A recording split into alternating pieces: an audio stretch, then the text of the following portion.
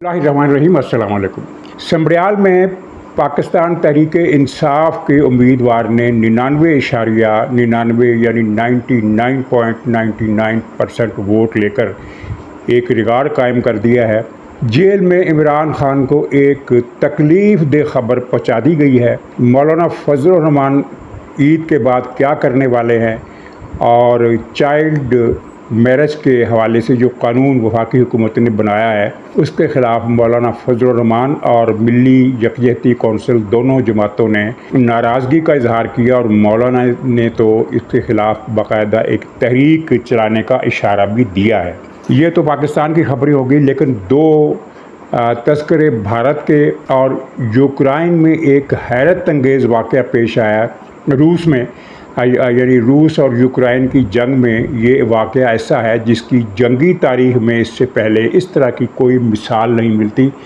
ये एक अनोखा माजरा है जिसने रूस की, जहां हम ये मुहावरतन कह सकते हैं कि कमर तोड़ दी, वहां सबको हैरान और शशदर करके भी रख दिया और पूरी दुनिया में ये वाक़या ज़ेर बहस है। इस पर भी हम कुछ चंद फ़िक्रों में बात करेंगे। नाज़रीन, समड़ियाल में 99% वोट लेने का दावा PTI का है और ज़ाहिर है उसका तो ये दावा है कि उसे पूरे मुल्क में 99% आवाम की हमायत हासिल है और बाकी जमातों को तो 1% वोट भी नहीं मिलता।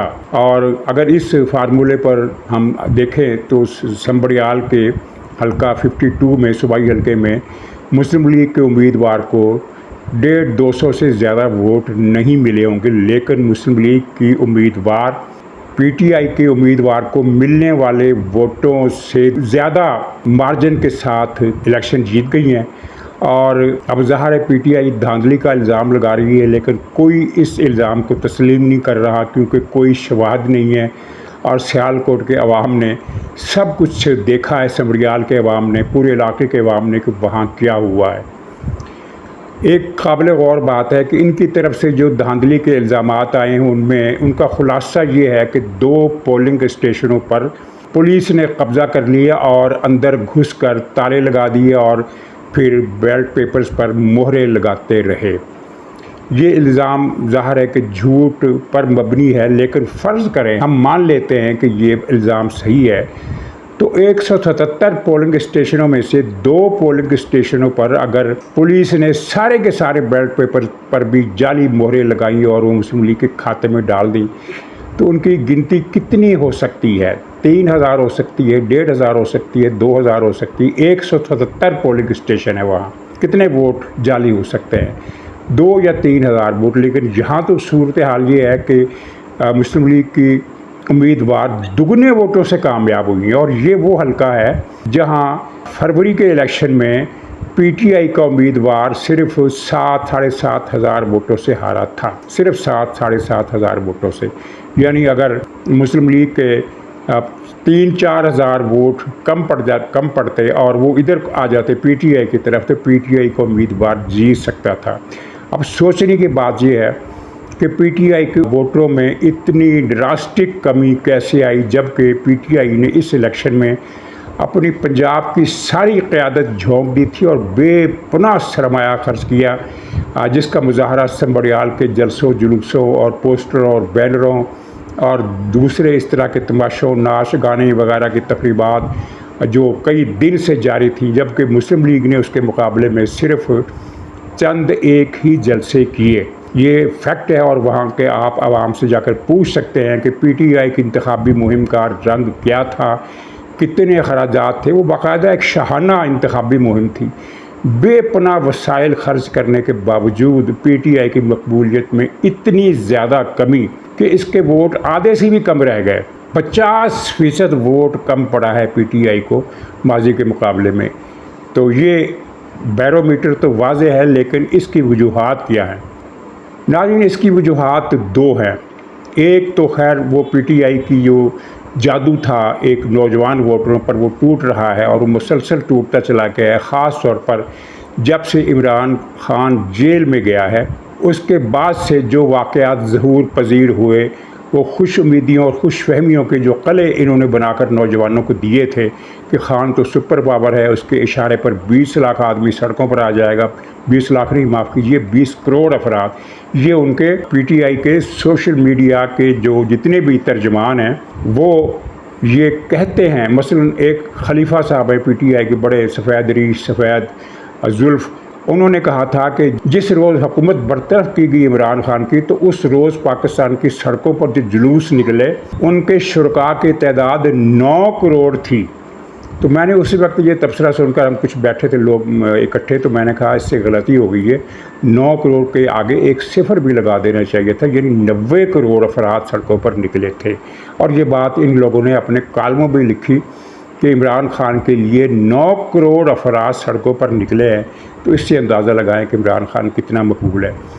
تو ایک بت بنایا گیا تھا کہ اتنے لوگ سڑکوں پر نکلیں گے، عمران خان ناقابل شکست ہے، وہ جیل میں بیٹھ کر ایسے ٹرمپ کارڈ کھیلے گا کہ یہ ہو جائے گا اور وہ ہو جائے گا، اور یہ فارم 47 کی حکومت ہے، یہ 1 مہینے سے زیادہ نہیں چلے گی، گر جائے گی، اور بے شمار تبصرے جو اگر سارے کے سارے میں دہراؤں تو 5 منٹ تو اس میں لگ جائیں گے۔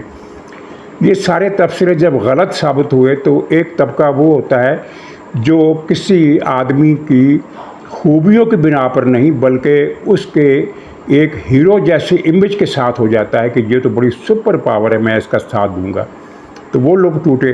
اور پھر دوسرا یہ ہے کہ اس دوران انہوں نے جو بھارت کی ترجمانی کرنے والا بیانیہ اپنایا، جو بات بھارت کرتا تھا اور کرتا ہے وہی بات پی ٹی آئی کرتی تھی اور کرتی ہے۔ تازہ ترین بھی کیا ہے، کل ہی آپ نے سنا ہوگا کہ بھارت کے دفاعی تجزیہ نگار نے کہا، بڑی وائرل ہوئی اس کی کلپ، کہ ہمیں پاکستان کے عوام سے کوئی گلہ نہیں ہے، ہماری جنگ صرف جنرل عاصم نصیر سے ہے۔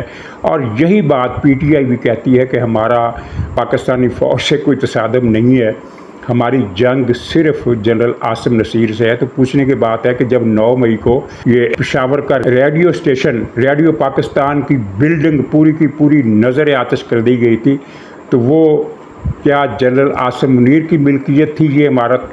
اس کو صرف اس لیے ٹارگٹ کیا گیا کہ اس کے اوپر ریڈیو پاکستان لکھا ہوا تھا۔ انہوں نے چاگی پہاڑ کا ماڈل بھی نظر آتش کیا، انہوں نے شہداء کے جو یادگاریں ہیں وہ بھی نظر آتش کی، کور کمانڈر ہاؤسز پر حملے کیے، فوجی اور سب سے جو اہم بات ہے وہ یہ ہے کہ میاں والی ایئر بیس، جس پر عمران خان کو غصہ تھا کہ جہاں سے اڑنے والے جہازوں نے بھارت کے جہاز گرائے، تو عمران خان کی خصوصی ہدایت تھی کہ میاں والی ایئر بیس پر کوئی جہاز بچنا نہیں چاہیے، جہاں یہ تھنڈر سیریز کے 2 جو طیارے ہیں 10 اور 17 وہ بھی کھڑے تھے۔ تو عمران خان کی ہدایت تھی کہ میاں والی ایئر بیس پر پاکستان ایئر فورس کا کوئی جہاز بچنا نہیں چاہیے، سب جہاز نظر آتش ہونے چاہیے۔ لیکن وہ اللہ کا کرم ہوا کہ جو آگ لگی اس سے کچھ ہینگروں وغیرہ کا تو نقصان پہنچا، لیکن طیارے محفوظ رہے۔ تو یہ ساری کوششیں پھر پاکستان کو مالی طور پر دم گھونٹ کر مار دینے کا جو منصوبہ عمران خان نے بنایا وہ بھی عوام کے سامنے، اور تازہ ترین یہ جو بھارت کے خلاف جنگ ہوئی ہے تو اس میں پی ٹی آئی کا بیانیہ کیا تھا۔ پاکستان کے اندر ان کے جو لوگ ہیں وہ تو اب ظاہر ہے وہ پورو پاکستان گفتگو کرنے لگے ہیں، لیکن جو باہر بیٹھے ہوئے ہیں ان کے آفتاب اقبال، عمران ریاض، وہ اب بھی راگ کی بولی بول رہے ہیں، اور دوسرے معید پیرزادہ، یعنی اپنے پروگرام میں 2 باتیں وہ کہیں کہ پاکستان کے حق میں، 2 باتیں بھارت کی مذمت میں کرنے کے بعد پھر تان یہ توڑیں گے کہ پاکستان تو اکیلا کھڑا ہے، ساری دنیا بھارت کے ساتھ ہے، بھارت نے ابھی سبق سکھانا ہے۔ آفتاب اقبال کا پروگرام بھی چل رہا تھا کہ بھارت نے تو ابھی پاکستان کو سبق سکھانا ہے، اور پاکستان کے لیے وہ وقت بڑا دردناک ہوگا۔ تو یہ جو ساری دنیا بھارت کے ساتھ کھڑی ہے، تو وہ جو میں نے بھارت والا پورشن کہا تھا نا کہ آخر میں، تو وہ میں اسی میں شامل کر دیتا ہوں۔ ایک فکرہ ہے، کوئی لمبی چوڑی بات نہیں ہے۔ بھارت میں اب نریندرا مودی کو گالیاں پڑنا شروع ہو گئی ہیں۔ کل اس نے پٹنہ میں جو ریلی نکالی، کار ریلی، وہی جو ترنگا یاترا، اس کا آغاز ہو گیا ہے۔ تو بہار کے کیپٹل پٹنہ میں یہ ترنگا ریلی پہنچی تو سڑکوں پر دونوں طرف عوام غائب تھے، یعنی مودی اور اس کی کاریں اور اس کی گاڑیاں جلوس لے کر گزر رہی تھی، دائیں بائیں تالیاں کس نے بجانی تھی، کوئی تھا ہی نہیں۔ تو یہ حالت ہو گئی ہے مودی کی۔ تو خیر کانگریس کے ایک ڈپارٹمنٹل ہیڈ پون کھیرا نے کل ایک بریفنگ دی، لمبی چوڑی پریس کانفرنس کی، مودی پر الزامات لگائے، نااہل کہا، اور بے شمار دوسرے لوگ بھی تقریریں کر رہے ہیں، پروگرام کر رہے ہیں۔ سب کے حوالے دینے کے بجائے میں نے صرف کانگریس کے اس لیڈر کی بریفنگ کا ایک فقرہ پیش کرتا ہوں۔ اس نے کہا کہ آج دنیا پاکستان کے ساتھ کھڑی ہے، چین، ترکی، آذربائیجان، متحدہ عرب امارات، سعودی عرب، یہاں تک کہ روس اور کولمبیا جیسے ملک بھی پاکستان کا ساتھ دے رہے ہیں۔ یہ اس کے الفاظ ہیں۔ مودی جی بتائیں کہ بھارت کے ساتھ کون کھڑا ہے؟ بھارت تو اکیلا کھڑا ہے، تو آپ کی خارجہ پالیسی کہاں ہے؟ یہ انڈیا کے رہنما سوال کر رہے ہیں۔ یہ کسی پاکستانی ٹی وی چینل پر بیٹھے ہوئے کسی پاکستانی لیڈر کا بیان نہیں ہے، کسی پاکستانی حکومت کے ترجمان کا بیان نہیں ہے۔ یہ بھارت کی ایک پارٹی جو اس وقت بی جے پی کے بعد انڈیا کی سب سے بڑی پارٹی ہے، کانگریس، اس کا یہ بیان ہے۔ اور ان کے جو ریٹائرڈ جرنیل، تبصرہ کار، تجزیہ کار، ٹی وی اینکر، وہ کیا باتیں کر رہے ہیں، کبھی آپ سنیے تو آنکھیں کھل جائیں گی۔ لیکن ہمارے یہ پی ٹی آئی والے جو ہیں، یہ اب بھی بھارت کی فتح کے گن گا رہے ہیں اور کہہ رہے ہیں کہ پاکستان کا وجود مٹ جانا چاہیے، یہ ظلم کا نشان ہے، یہ سامراج نے بنایا تھا۔ اور یہ اس طرح کی باتیں ان کے یوٹیوب چینلز پر، ان کے ٹویٹر ہینڈلز پر اور ان کی فیس بک پوسٹوں میں یہ چیزیں عکس دکھاتی ہیں ان کی اس سوچ کا۔ تو یہ ساری چیزیں ملا کر اس نے پی ٹی آئی کو شکست فاش دلوانے میں بنیادی کردار ادا کیا۔ ایسا کبھی نہیں ہوا کہ ضمنی الیکشن میں اپوزیشن کا امیدوار آدھے سے بھی زیادہ ووٹوں کی لیڈ سے ہار جائے، آدھے سے بھی زیادہ ووٹوں، اس طرح نہیں ہوتا۔ ضمنی الیکشن میں ٹف کنٹیسٹ ہوتا ہے، کیونکہ گورنمنٹ کے خلاف عوام کے اندر ایک غم و غصہ ہوتا ہے، مہنگائی کی وجہ سے، دوسری وجوہات کی بنیاد پر، اور اپوزیشن پارٹی سے ہمدردی بڑھ جاتی ہے۔ لیکن یہاں تو معاملہ ہی الٹ ہو گیا، اور اس کے ساتھ ہی یہ پول بھی کھل گیا جو میں تو کبھی نہیں مانتا تھا، لیکن ہمارے بیشتر دوست یہ کہتے ہیں کہ نہیں جی، سوشل میڈیا بڑی مؤثر چیز ہے، یہ رائے عامہ کو متاثر کرتی ہے۔ تو یہ اس نے رائے عامہ کو متاثر کیا سوشل میڈیا پر، تو اب بھی پی ٹی آئی کے ڈنکے بج رہے ہیں۔ تو وہ ڈنکے اس الیکشن میں کہاں گئے؟ اس الیکشن میں تو پی ٹی آئی ہار گئی۔ ناظرین، اب دوسری خبر کی طرف چلتے ہیں۔ عمران خان کو پی ٹی آئی کے رہنماؤں کی طرف سے جو ملاقاتیں ہوئی ہیں، ان میں ایک تکلیف دہ خبر پہنچا دی گئی ہے کہ ریاست یا حکومت جو بھی سمجھ لیں، عید کے بعد آپ کے ساتھ کیا کرنے والے ہیں۔ اس سلسلے میں انہوں نے ایک تو کہا ہے کہ وہ 9 مئی کی سازش کا مقدمہ جو اب تک ملتوی ہوتا چلا جا رہا تھا، اس کو اب چلانے کا فیصلہ کر لیا گیا ہے۔ یہ عید کے بعد کام شروع ہوگا۔ اور دوسرا منصوبہ انہوں نے وہی ذکر کیا کہ ایک تو قومی اسمبلی میں پی ٹی آئی کے جو ایم این ایز ہیں ان کو نااہل کیا جائے گا، کچھ کو توڑا جائے گا، اور مخصوص سیٹیں جو ہیں وہ بھی ملیں گی حکومتی جماعتوں کو۔ اور اس طرح قومی اسمبلی میں ہماری آواز جو ہے وہ نقار خانے میں طوطی کی آواز سے بھی چھوٹی آواز بن کر رہ جائے گی۔ اس طرح کا جو انہوں نے جو بریفنگ دی ہے وہ انہی پوائنٹس کے گرد گھومتی ہے۔ طوطی والا فکرہ تو میں نے استعمال کیا ہے، یہ ان کی بریفنگ میں نہیں تھا، لیکن مفہوم اس کا یہی تھا کہ قومی اسمبلی میں پھر ہماری آواز جو ہے وہ نہ ہونے کے برابر رہ جائے گی۔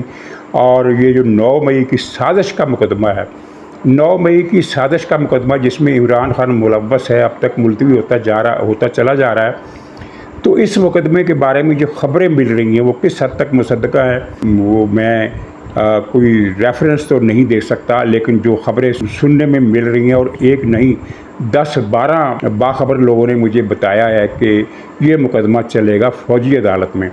اگر یہ خبر صحیح ہے تو اس کا مطلب آپ سمجھتے ہیں کہ کیا ہو سکتا ہے؟ اس کا مطلب پھر یہ ہوگا کہ پھر عمران خان اڈیالے میں نہیں ہوگا، اور جہاں ہوگا وہاں سے یہ رابطے نہیں کر سکے گا، نہ ہی اس کا یہ جو میسج لے کر علیمہ خان آتی ہے کبھی، اور ایک بکواس بکتی ہے پاکستان کے خلاف، ریاست کے خلاف، ایجیٹیشن کی کال دیتی ہے۔ خلاصہ یہ ہے کہ ایک قسم کے عمران خان کی زبان بندی ہو جائے گی۔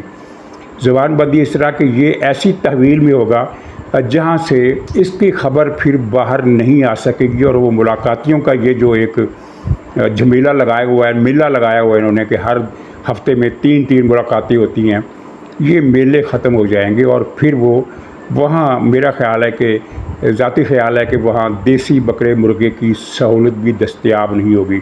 سہولتوں کی بات آئی ہے تو جو امریکہ سے جو یک رکنی وفد آیا تھا پاکستان اور ناکام لوٹا ہے، ٹی وی پروگرام میں ان کا انٹرویو نشر ہوا ہے جس میں انہوں نے بتایا کہ میں جب گیا تو عمران خان نے داڑھی رکھی ہوئی تھی اور پوچھا کہ یہ داڑھی کیوں رکھی ہے، تو اس نے کہا کہ بس سستی کی وجہ سے میں نے شیو کرنا چھوڑ دیے، ورنہ جہاں سہولتیں تو مجھے ساری میسر ہے۔ یہ اس کے الفاظ ہیں جو پی ٹی آئی کا حامی ہے۔ اس سے عمران خان نے کہا کہ مجھے سہولتیں تو ساری ہیں لیکن بس سستی کی وجہ سے میں نے داڑھی بڑھا لی ہے۔ تو سہولتیں تو خیر اس کو وہاں بھی ملیں گی جہاں یہ جائے گا، لیکن وہ اس طرح کی سہولتیں نہیں ہوں گی جو اس وقت اڈیالے میں عمران خان کو میسر ہے۔ تو عمران خان کو یہ خبر دے دی گئی ہے۔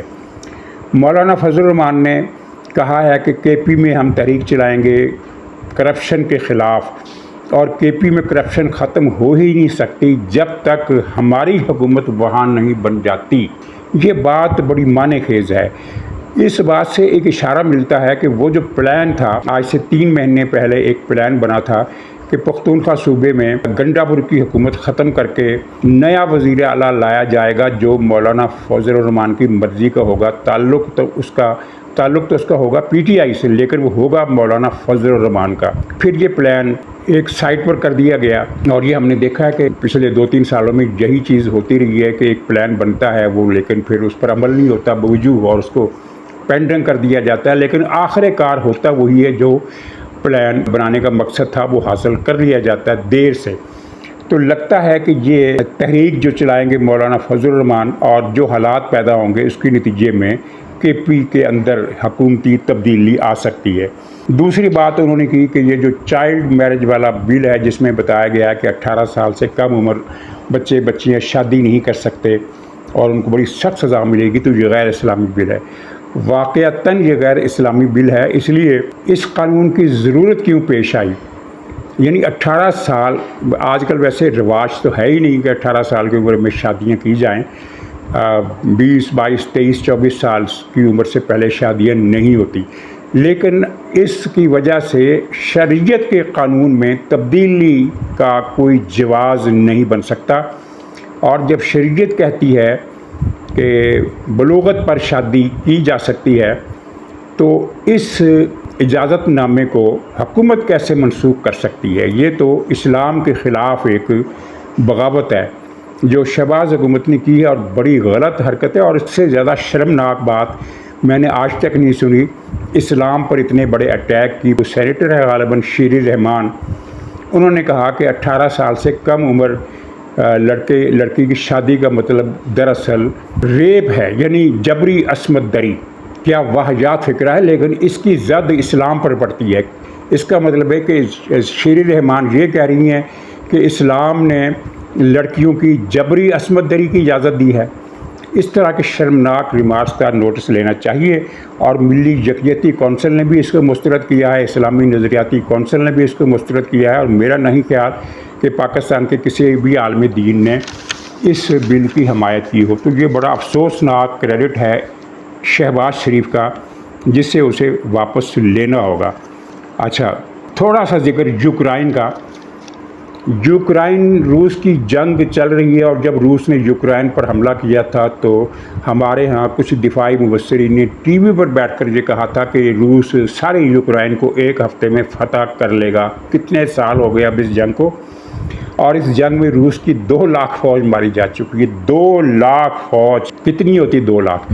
لیکن اب جو تازہ واقعہ ہوا ہے نا، یہ بڑا عجیب و غریب ہے۔ سائبیریا یوکرائن سے ہزاروں کلومیٹر کے فاصلے پر ہے۔ سائبیریا آپ نقشے پر دیکھیں، بہت دور ہے سائبیریا۔ سائبیریا کے اندر ایک روس کا ایئرپورٹ تھا، وہاں 40 ملٹری ہوائی جہاز، جن میں جدید ترین سخوئی جہاز بھی شامل تھے، لڑاکا، بمبار، فائٹر، ہر طرح کے طیارے تھے، 40 کی تعداد میں۔ یوکرائن نے اس پر اس طرح سے ڈرون حملہ کیا کہ ہر طیارے پر ایک ڈرون گرا۔ اس کی ویڈیو فوٹیج وغیرہ ساری نیٹ پر دستیاب ہیں۔ ایک کے بعد ایک طیارہ ہٹ ہوتا رہا، اور 40 کے 40 طیارے جل کر راکھ بن گئے۔ 40 طیارے تباہ ہونا، آگ سے جلا کر خاک کر دینا، بہت بڑا روس کی فوج کے لیے نقصان ہے، بہت بڑا۔ 40 طیارے ایک ہی روز میں تباہ ہو جائیں کسی بھی فوج کے، تو یہ بہت بڑا۔ اور روس تو ویسے ہی ان دنوں چین کی مالی امداد پر گزارا کر رہا ہے تو اس کے لیے تو یہ نقصان اور بھی ناقابل برداشت ہے۔ لیکن اصل خبر یہ نہیں ہے، اصل خبر یہ ہے کہ یوکرائن اتنی دور سے سائبیریا کے اس دور دراز ایئرپورٹ پر ڈرون حملہ کر ہی نہیں سکتا، فضائی حملہ بھی نہیں کر سکتا۔ یہ کیسے ہوا؟ اور یہ اتنا دور دراز اور محفوظ تھا اسی وجہ سے کہ ایک ہی ایئرپورٹ پر روس نے 40 طیارے وہاں کھڑے کیے ہوئے تھے، یعنی اس کو پتہ تھا کہ یہاں کون آ سکتا ہے، یہاں تو کوئی حملہ ہو نہیں سکتا۔ تو پتہ چلا کہ یہ ڈرون حملہ اس ایئرپورٹ سے صرف 10 یا 12 کلومیٹر کے فاصلے پر کیا گیا، یعنی یوکرائن والوں نے اپنا لانچر، ڈرون حملوں کا لانچر کسی ٹرک پر لادا اور اس ایئرپورٹ کے 15 کلومیٹر فاصلے پر آ کر ایئرپورٹ کو نشانہ بنایا۔ روس کے اندر وہ پہنچ گئے اور روس کی انٹیلیجنس ان کا سراغ نہیں لگا سکی۔ تو جدید دور کی جنگ کے یہ واقعات جو ہیں یہ ناقابل یقین ہیں۔ اس طرح کا واقعہ تو جنگ عظیم میں بھی نہیں پیش آیا جو اب آیا کہ یوکرائن نے روس کے اندر گھس کر، کئی ہزار کلومیٹر اندر گھس کر، میزائل کہاں سے آئے ہوں گے؟ میزائل تو اس نے روس کے نہیں چرائے ہوں گے، میزائل تو یوکرائن سے ہی بھیجے گئے ہوں گے نا۔ وہاں سے سمگل ہوئے اور سائبیریا کے اندر تک پہنچ گئے، اور وہاں پہنچ کر انہوں نے پھر اس کو ٹرک کو پوزیشن کیا اور اس پوزیشن سے نشانہ لیا۔ اور نشانہ بھی کون سا لیا؟